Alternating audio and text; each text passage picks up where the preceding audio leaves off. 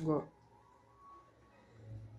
वारिसनगर विधानसभा क्षेत्र के समस्त पूज्य गुरुजन, प्रबुद्धजन, अभिभावकगण, जनप्रतिनिधिगण, महिलाएं एवं बहनों तथा प्यारे छोटे छोटे बच्चों, आप सबों के श्री चरणों में कोटि कोटि चरण स्पर्श चरण वंदना।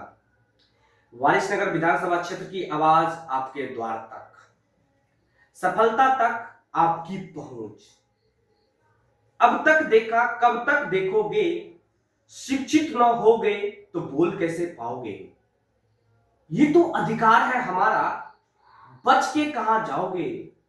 क्रांति तो आएगी दोस्तों, जब कलम से इंकलाब लिखोगे। दो रोटी बेशक कम खाओ, पर अपने बच्चे को जरूर पढ़ाओ, क्योंकि एक बच्चा, एक शिक्षक, एक कलम और एक किताब दुनिया बदल सकती है। फिर देरी क्यों। देश की तस्वीर और अपनी तकदीर के लिए कलम का साथ, आपका हाथ। धन्यवाद।